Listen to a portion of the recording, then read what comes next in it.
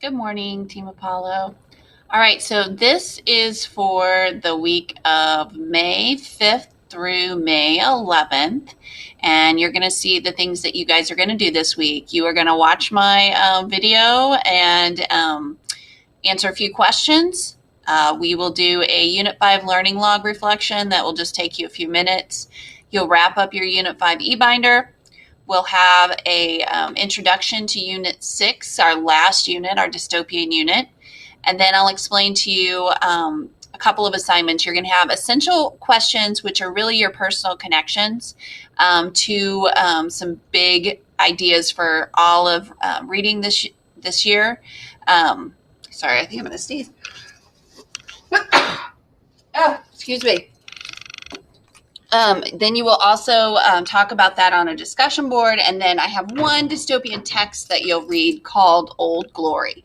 And as we're going to read several dystopian texts, I don't have you guys doing book clubs just because I thought it was going to be a little too much for you guys.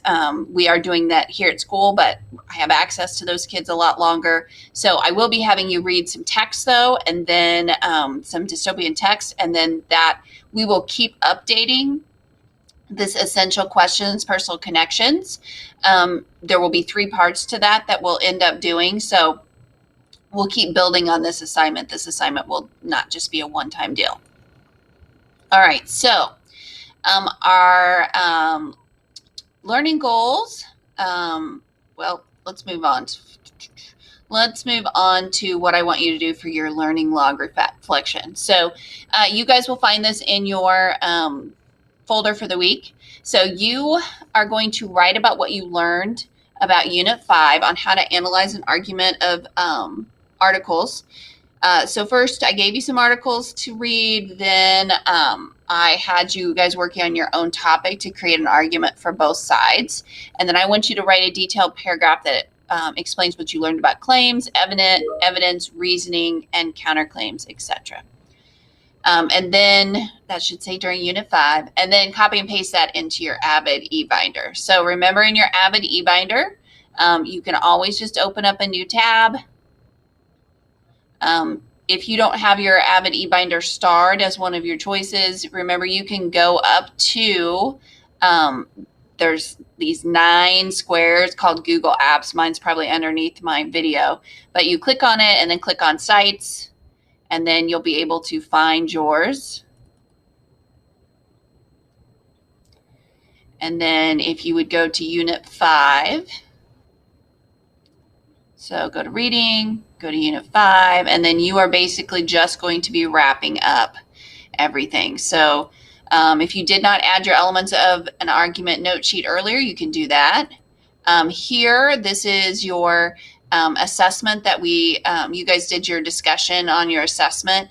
If you want to link that here, you can, but what I really want you to put is your learning log reflection here, and we're finishing this one up. And then we'll be going on to Unit 6. All right, next thing, we are going to be starting our introduction to dystopian and what it means to be a reader. So I actually have 2 short little videos here for you to watch to learn a little bit more about dystopian. You guys will skip some slides and go down to Unit 6, which is slide 14. In your eBinder, if you go to Unit 6, you're going to see that we are going to, the idea behind this unit was to select a minimum of 2 dystopian novels to read. Well, with COVID, and we are just not doing 2 dystopian novels. What we're doing is we are reading multiple short stories of dystopian, and then really focusing on some big essential questions that I'll go over with you in a few minutes. So once I go over those essential questions with you, you can paste it here. So let me show you what those essential questions are. So our big goal for the unit is to read and comprehend literature, including stories, dramas, poems, independently and proficiently. Our big essential questions that you guys are going to spend a lot of time focusing on for the next 3 weeks, 4 weeks of however much school we have left. How does language influence the world? How do the universal truths discovered by characters in dystopian novels influence and connect to me? And then how can your words have an impact on the world? So you will take this information right here, you will copy it, and you will go back over to your Avid eBinder and you can paste those essential questions right here. I think mine didn't, they look white, so you're gonna have to hopefully change the color here, and then you will be able to see it. All right, we will be coming up with a SMART goal momentarily. So after you do your essential questions, basically our enduring understandings are kind of like our the answers to those questions, sort of.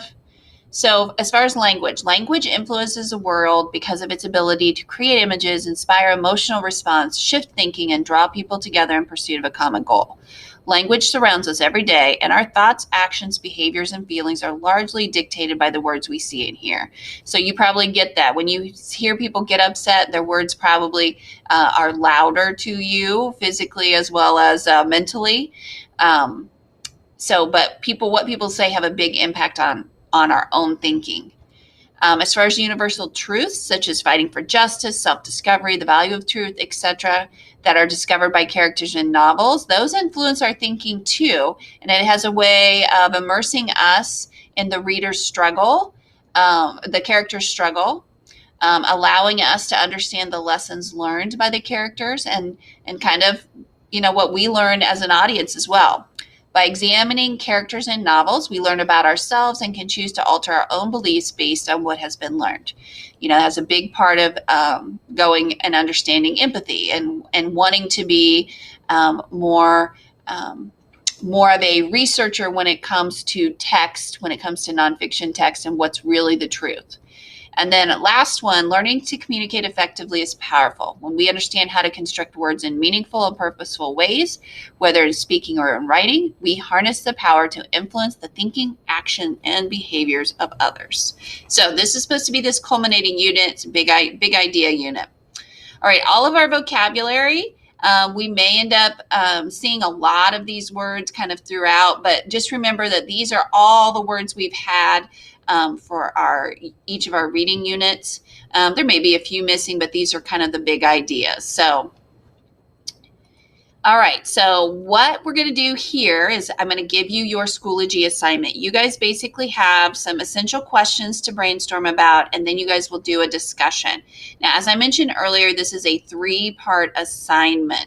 So let me show you in Schoology what that looks like. So when you go to our week of May 4th through the 11th, here's our slides for this week. We've already talked about the learning log reflection. So here is our essential questions. So when you click on this, you are going to see that it says you are on step 1 of 3 for this assignment. Step 2 and 3 will follow much later in this unit, well, in the next few weeks. This assignment is to guide your brainstorming for the essential questions, those big 3 questions that we just went over. You will be coming back to this several times throughout the unit, and you will submit your work at the end of the unit. To begin with, you will only be completing step 1. Step 1 is about making personal connections to the essential questions.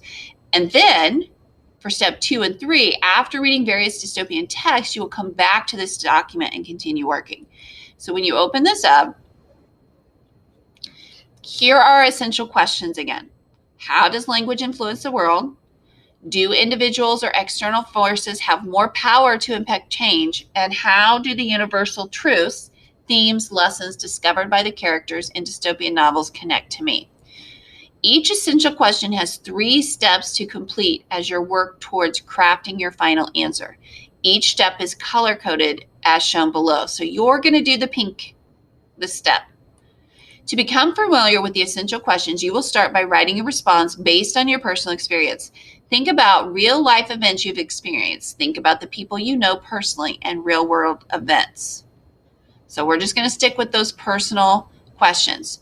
So, how does language influence the world? So these are kind of some questions down here that can help guide what you write here. What new words have you noticed in your books? What word choices does the author make that impact you as a reader? What words stand out as having a certain connotation? Have you ever come across euphemisms in figurative language? What character in your novel uses their words to influence others? What do they say and what effect does it have? So these are just kind of your personal connections with this first. How does language influence the world? And then what characters are affected by the words of others in your novel? Are they positive or negative?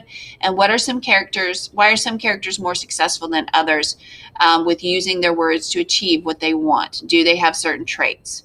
So if you're not reading a novel, my suggestion is that you go ahead and read that Old Glory text to help you with these personal connections here. But whatever novel you pick should be a dystopian novel. So if you've read The Giver, if you've read Hunger Games, if you've read the Fifth Wave series, any of those dystopian novels, the Sith series, I can't remember that one, Neil, I'm not going to remember his name, but you guys are kind of thinking about these questions in relation to this pink personal connections for question 1. All right, question 2. These are your personal connections to this question. Do individuals or external forces have more power to impact change? So who or what are the individuals and external forces in your book? So what type of government systems is there? Can you prove this with evidence or explain how you made this inference? So external forces usually has a lot to do with these dystopian novels of the government or the people that are trying to keep the individuals or the characters in your book down. What type of government system is there? Can you prove this with evidence or explain how you made this inference? What changes are the individuals trying to make? What changes are the external forces trying to make?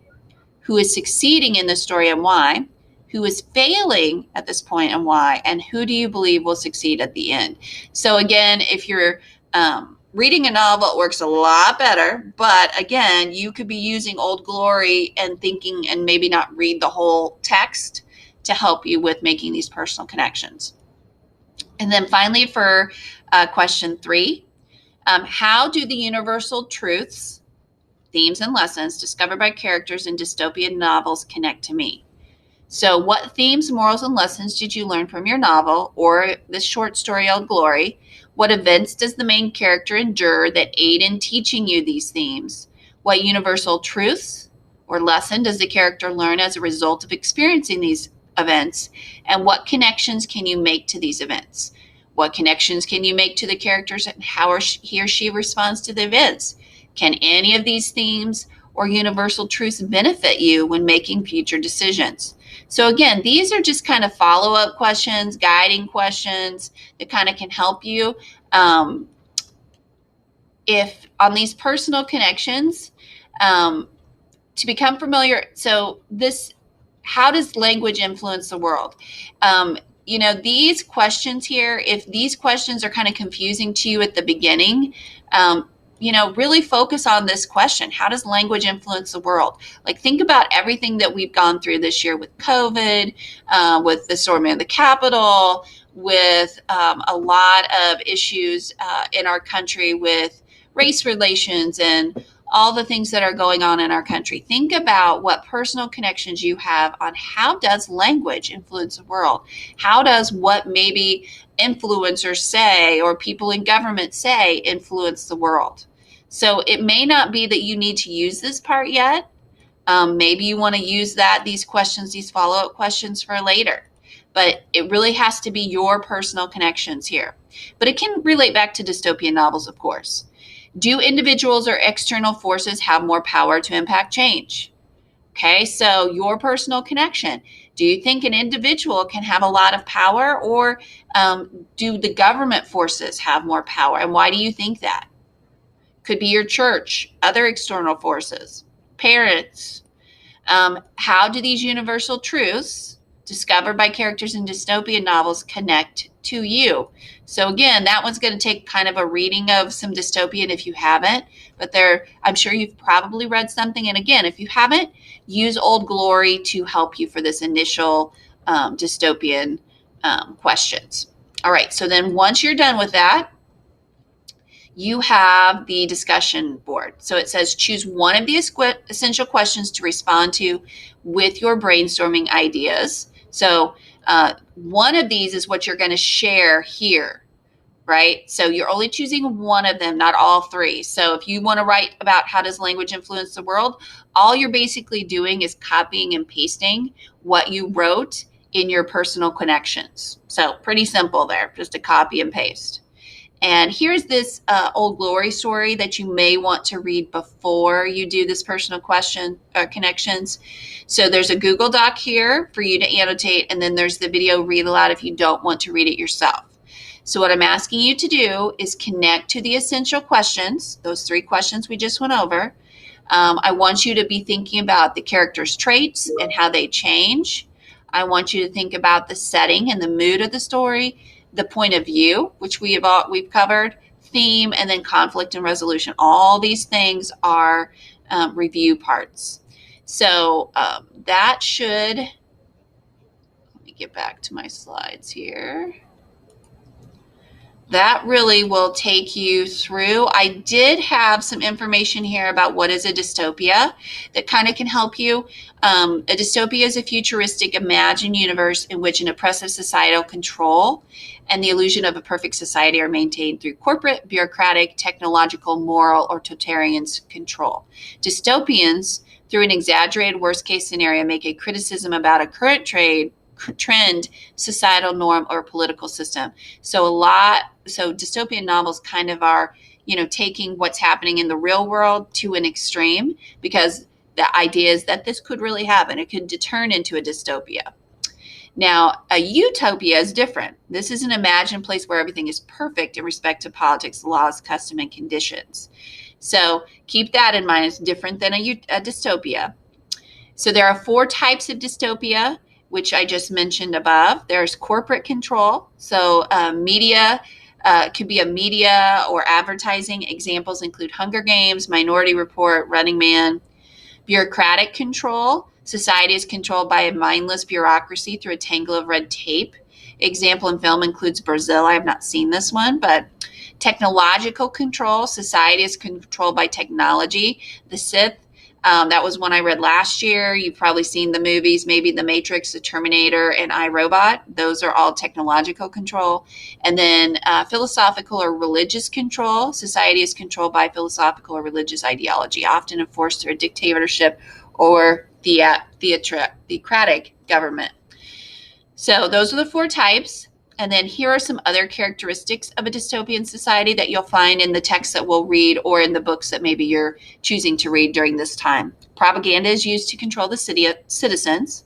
Information, independent thought, and freedom are restricted. A figurehead or concept is worshipped by the citizens of the society. Citizens are perceived to be under constant surveillance. Citizens have a fear of the outside world. Citizens live in a dehumanized state. The natural world is banished and distrusted. Citizens conform to uniform expectations. Individuality and dissent are bad.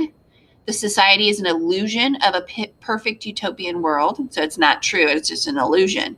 And then most dystopian works present a world in which oppressive societal control and the illusion of a perfect society are maintained through one or more type of controls, as we just mentioned above. All right, and then here's that Old Glory text that I'm going to have you read. So that should really get you what you need. I've listed everything here. Hopefully you're still reading and adding to your reading log for our 4th quarter grade.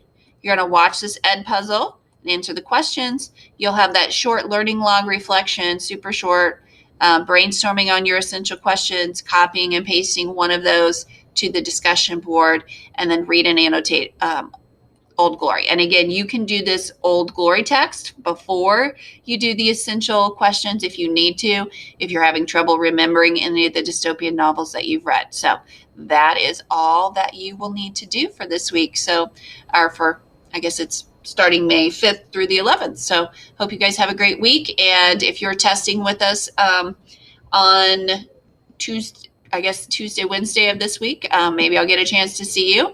If you don't come in till the 2 full days, hopefully I'll get to see you then. All right, take care.